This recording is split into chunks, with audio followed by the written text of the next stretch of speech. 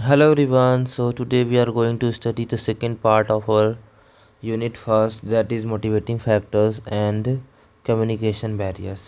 So हमने first part में देखा था कि आपका जो कम्युनिकेशन का पर्पस क्या है ना, and उसका टाइप्स क्या है, तो ये चीज़ हमने पढ़ी थी. अब now we are going to study factors, motivating factors in communication barriers, understanding intrinsic and extrinsic motivation plus internal and external communication obstacles in professional development.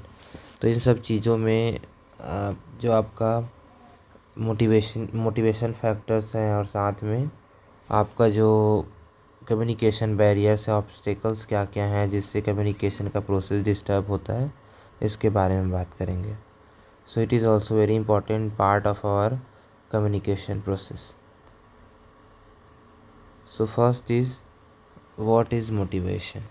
Motivation is the psychological force that energizes, directs, and sustains behavior towards achieving the goal.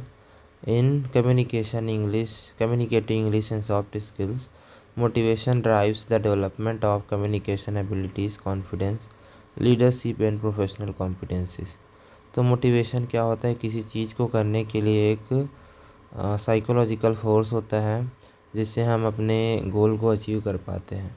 So communicative English में क्या है कि हमें अंदर से या फिर बाहर से एक मोटिवेशन मिलता है जिसको अचीव करने के लिए हम क्या करते हैं, कम्युनिकेशन का प्रोसेस शुरू करते हैं.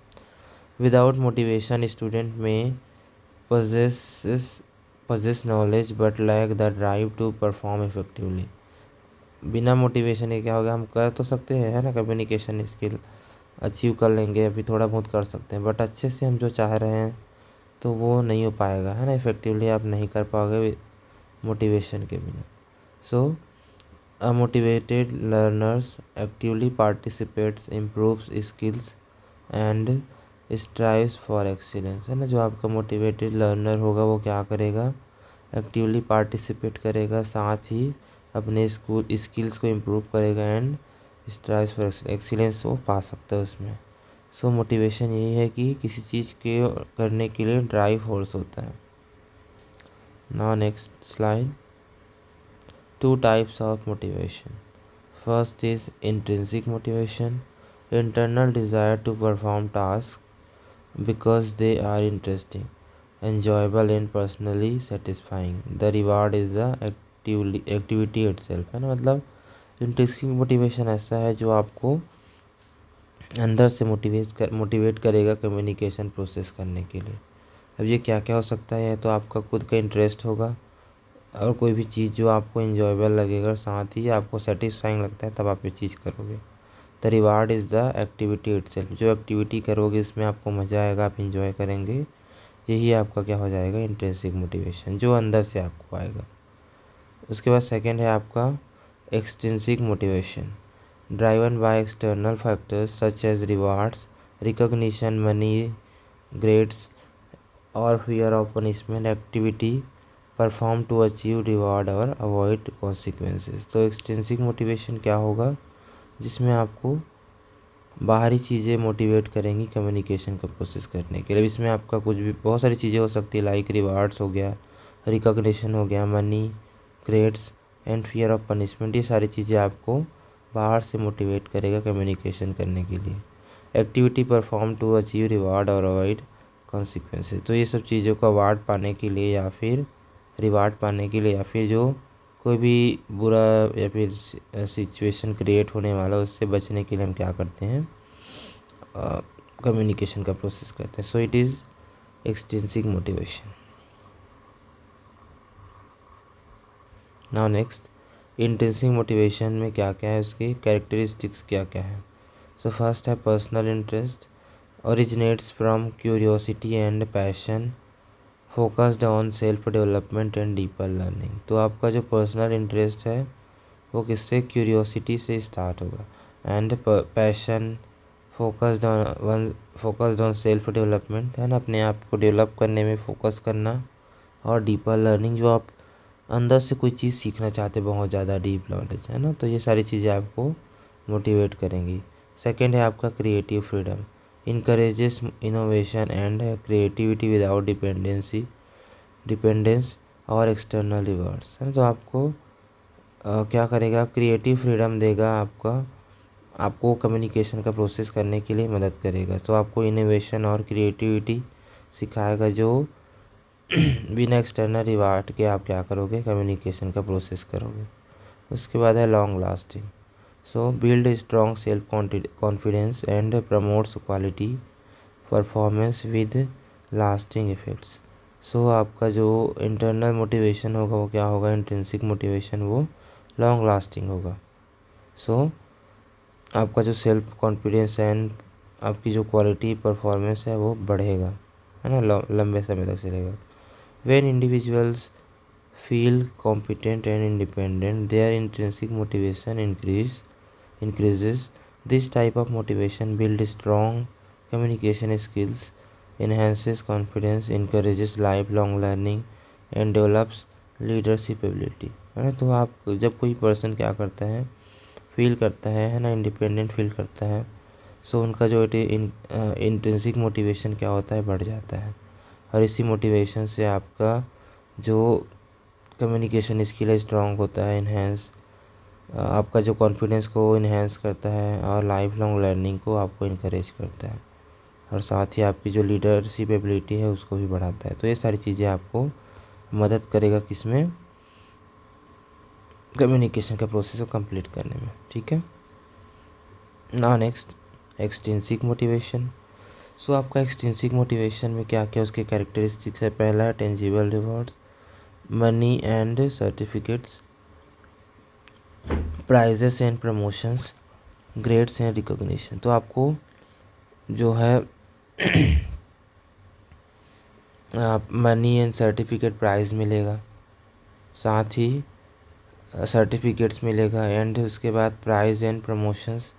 तो ये आपका देखो एक्सट्रिंसिक मोटिवेशन में क्या होता है कि आपको बाहर से चीज़ें मिलेंगी, है ना, कि बाहर की जो फिज़िकल चीज़ें हैं जिससे आपको मिलेंगी। तो ये क्या आपका टेंजिबल में आता है, जिसको हम बोल सकते हैं वास्तविक, ठीक है। तो वास्तविक में जो चीज़ें आपको मिलेंगी, लाइक रिवार्ड में जैसे हमें सर्टिफिकेट्स मिलता है, पैसा मिलता है, प्राइजेस मिलता है ना, ग्रेड्स है, रिकॉग्निशन, ये सारी चीज़ें हमें टेंजिबल फॉर्म में मिलता है, राइट। उसके बाद नेक्स्ट है आपका इंटेंजिबल रिवॉर्ड्स। इसमें आपका क्या क्या आ जाएगा, प्रेज एंड अप्रिसिएशन। तो प्रेज और अप्रिसिएशन क्या होता है, लोग आपकी तारीफ़ करते हैं। सोशल रिकॉग्निशन में आपको लोग पहचानते समाज में। एंड प्रोफेशनल स्टेटस में क्या होता है कि आपका जो स्टेटस है बिल्ड होता है प्रोफेशनल फील्ड में, ठीक है। उसके बाद नेक्स्ट है की फीचर्स में, और driven by rewards and penalties, often short term focus, effective in structured environment, है ना। तो ये आपका कुछ की फीचर्स है आपके एक्सट्रिंसिक मोटिवेशन के, जो आपका किसके द्वारा ड्राइव होता है, रिवार्ड्स एंड पेनल्टीज़ के द्वारा, और ये शॉर्ट टर्म फोकस देता है, साथ ही इफेक्टिव इन स्ट्रक्चर्ड इन्वायरमेंट। तो स्ट्रक्चर्ड इन्वायरमेंट में आपका ये मोटिवेशन काम करता है। नेक्स्ट चीज़, अब हमने देखा कि आपका जो मोटिवेटिंग फैक्टर्स क्या क्या है जिससे कम्युनिकेशन का प्रोसेस जो है शुरू होता है ना, आके उसको अच्छे से हम करते हैं अपने कम्युनिकेशन के प्रोसेस को।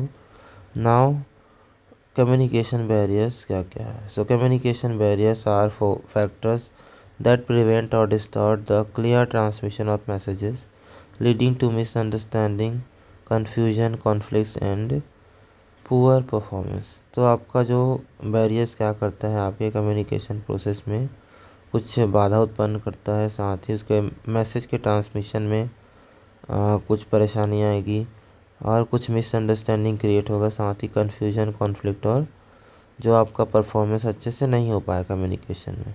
तो यही सब आपको क्या होगा, कम्युनिकेशन बैरियर कहलाएगा। तो इसमें 2 टाइप के आपके बैरियर्स हैं। फर्स्ट है internal barriers and second is external barriers.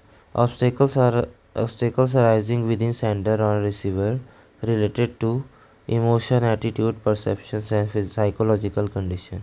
तो आपका जो सेंडर और रिसीवर के बीच में कुछ परेशानी होगी, लाइक इमोशनल हो गया, एटीट्यूड्स हो गया, परसेप्शन और साइकोलॉजिकल जो कंडीशन है उसको लेके अगर कुछ बैरियर उत्पन्न होता है तो आपका इंटरनल बैरियर होगा।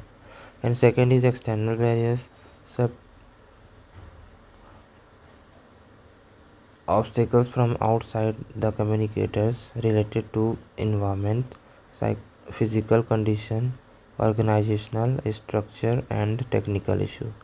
तो इन सारी चीज़ों को लेके अगर इन्वायरमेंट को, physical condition and organisational structure and technical issue, इन सब को लेके अगर कुछ बैरियर्स उत्पन्न होगा, so it is our external barrier. Now internal communication barriers detail में देखते हैं कि क्या है।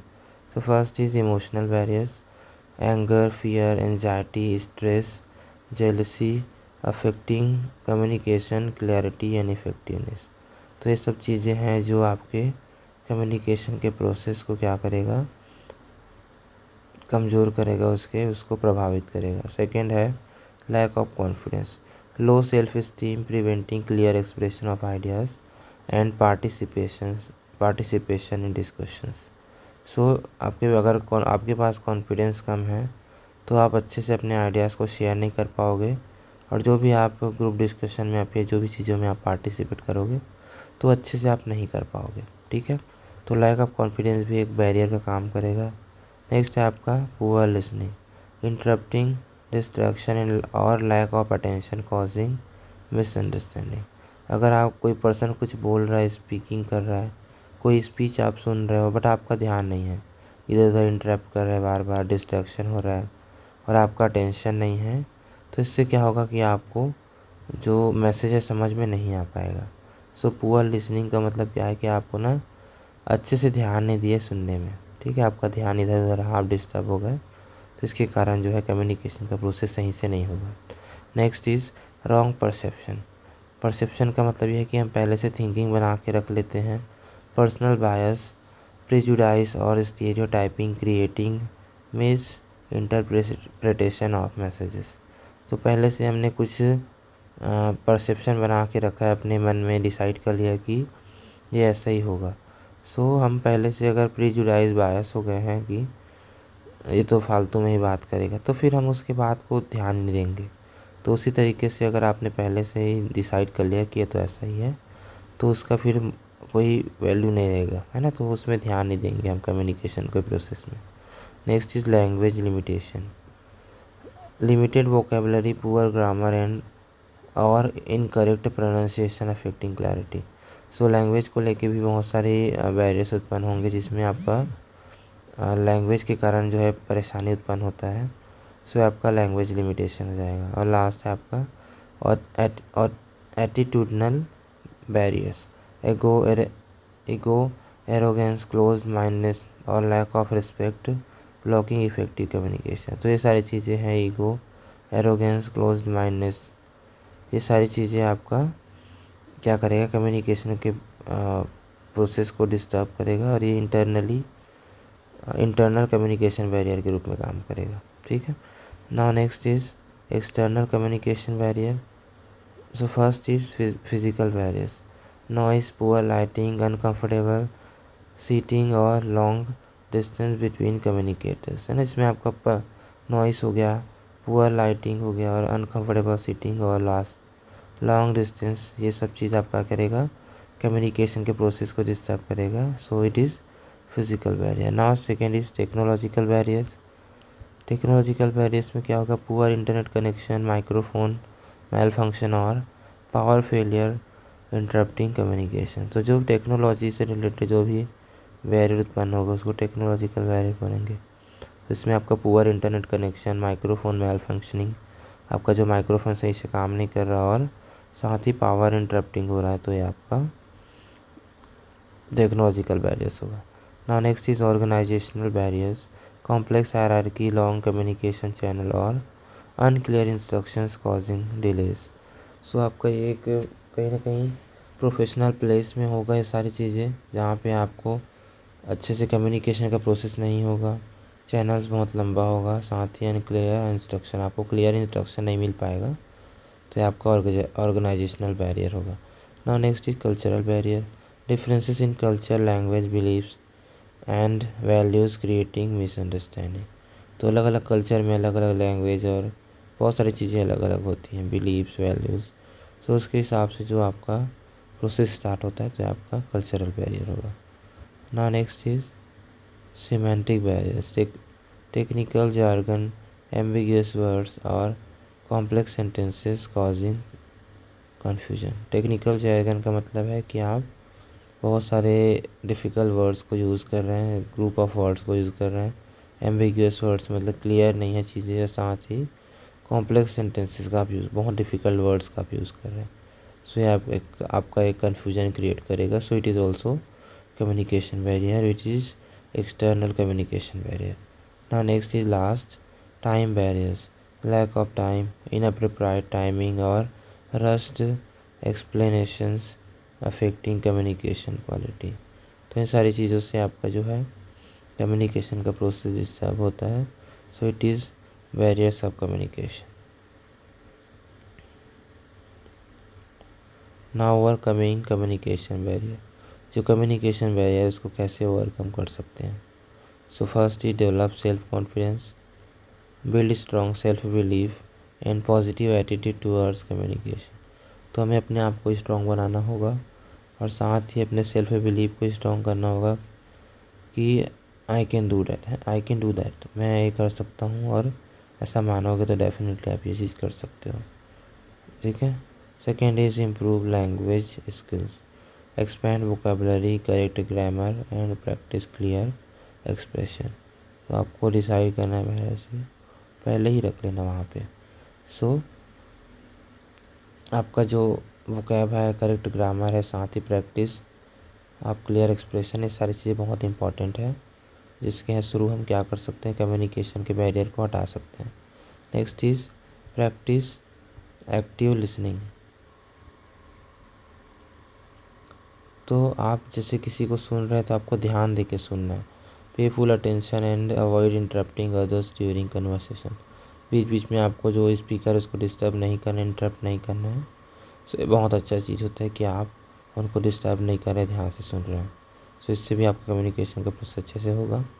Now next is control emotions, manage emotional responses to maintain professional communication. तो प्रोफेशनल कम्युनिकेशन में क्या होता है कि आप अपने इमोशन को कंट्रोल करते हैं ताकि आपका जो कम्युनिकेशन अच्छे से हो पाए। The next is use clear language, avoid jargon और ensure messages are simple and understandable. मतलब आपको इजी लैंग्वेज का यूज़ करना है, क्लियर लैंग्वेज का यूज़ करना है ताकि उसको इजीली लोग समझ पाए और कम्युनिकेशन का प्रोसेस हो सके। Now next is ensure proper environment, choose appropriate settings and technology for effective communication. तो अगर इफेक्टिव कम्युनिकेशन के हमें क्या करना होगा, एक अप्रोप्रिएट सेटिंग और टेक्नोलॉजी फॉर इफेक्टिव कम्युनिकेशन आपको डिसाइड करना होगा। So it is how we can overcome communication barrier. The last slide is key takeaways, कि आपको मेन इंपॉर्टेंट चीज़ क्या मिला इससे। So first is both motivations matter. तो आपके पास इंट्रिंसिक और एक्सट्रिंसिक मोटिवेशन है, तो अगर सिर्फ एक ही मोटिवेशन है तभी आप सक्सेसफुल नहीं हैं, या फिर आपका जो कम्युनिकेशन सक्सेसफुल नहीं होगा। इसलिए आपका दोनों मोटिवेशन आपके पास होना चाहिए। Intrinsic motivation drives long term growth and creativity, while extrinsic motivation achieves measurable short term goals. है ना, आपका जो इंट्रिंसिक मोटिवेशन क्या करता है, लॉन्ग टर्म गोल को अचीव करने के लिए और क्रिएटिविटी के लिए हेल्प करता है। तो साथ ही आपका जो एक्सट्रिंसिक मोटिवेशन क्या करता है, आपको छोटे एक मेजरेबल गोल को पाने के लिए मदद करता है। Second is identify barriers, recognise both internal psychological and external environmental barriers to effective communication. तो हमें पहचानना होगा इन सब चीज़ों को कि क्या क्या चीज़ें उसको इफेक्ट करता है। Next is continuous improvement, develop self confidence, improve language skills and practice active listening to overcome obstacle. तो आपको कंटिन्यूस क्या करना है, आपको अपने आप को इम्प्रूव करना है, अपने लैंग्वेज को इम्प्रूव करना है, सो दैट आपका सेल्फ कॉन्फिडेंस बढ़े, आपका जो लैंग्वेज स्किल बढ़े, साथ ही practice active listening to overcome obstacle. आपको एक्टिव लिसनिंग करना है ताकि आप ऑब्स्टिकल को पार कर पाओ। सो ये आपका हो गया यूनिट फर्स्ट का सेकेंड पार्ट जो पूरा कंप्लीट हो गया। सो यूनिट फर्स्ट आपका कंप्लीट हो गया। नाउ कुछ क्वेश्चन हम देखेंगे आगे नेक्स्ट में, तो आपको बहुत सारे क्वेश्चन आपको मिल जाएगा। So thank you so much for watching this video. Thank you so much.